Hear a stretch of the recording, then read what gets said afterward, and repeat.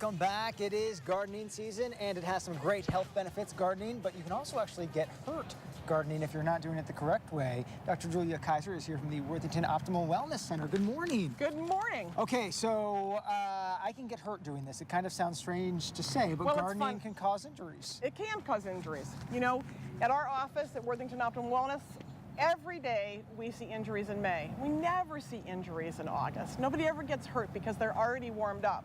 But one of the things we really want to stress with you is we want you to keep gardening. Okay. Gardening is awesome for you. It decreases depression, it increases immune function, it increases self-esteem. It decreases chance of heart attack and stroke by 30%. That's crazy, just gardening. Just gardening. Decreases chance of dementia by 47%. So all you gardeners out there that are spending a ton of money at the garden center, just tell you it's for your health. All right, so to begin, yes. What the problem is most people jump into it because Columbus weather is crazy and they want to go in 4 hours for their first session. Yeah. So start out slowly, warm up, do some easy tasks first.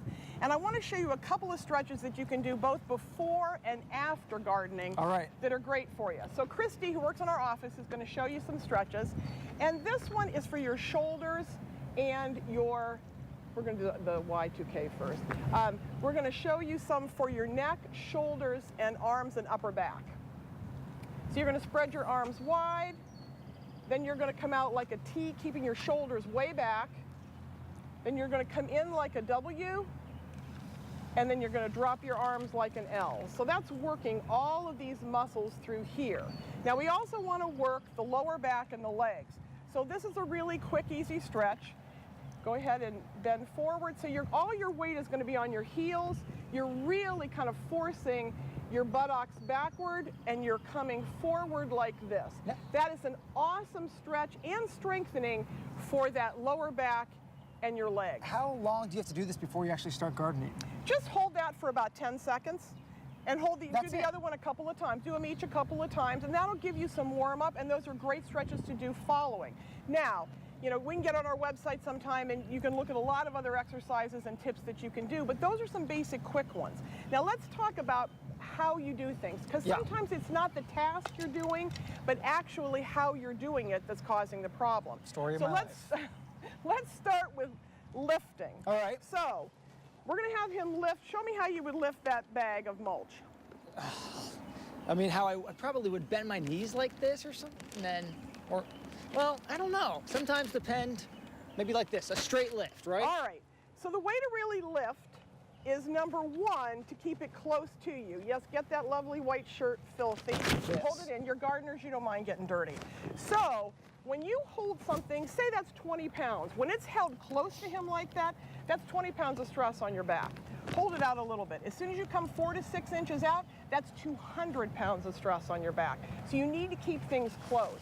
Now, with bending, we want to look at a couple of different ways here.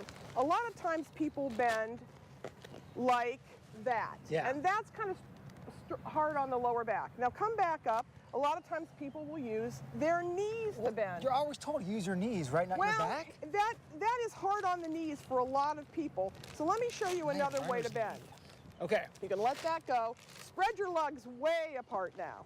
And stick your behind way out. Very ungraceful, but really easy. And bend forward all the way down from here. My neighbors will love this view. Yeah, you're gonna look great doing this, but I promise, your glutes are some of the strongest muscles in your entire body.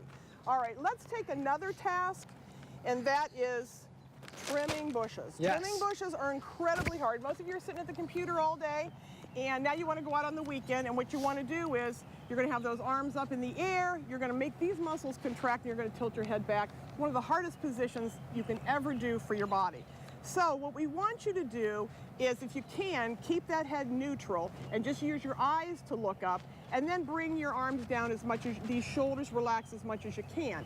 If you do have to work completely overhead, little tiny chunks, stop that and then go do something the opposite, where you're bending forward and you're working with your head down. Dr. Julia Kaiser, you just need to come to my house every weekend and help me. And give you Thank you so techniques. much. Good advice. You're welcome. So if you are having some muscle soreness afterward, that's pretty normal, especially when you're using a muscle for the first time after winter. But if it's a chronic, ongoing pain, you got to stop and figure out what's happening and what the cause of it is. You know, if the oil light's on in your car, you don't shut the oil light off. You go, you take it in, and you figure out what's causing the problem that's making the oil light come on. Your body is a wonderful, miraculous thing. So you want to do that and honor it and figure out what's causing my problem and get that corrected. Maybe you can help me with this spot on my back, too. So much more Good Day Columbus coming up here on Fox 28. Stay with us. It's like right on my shoulder.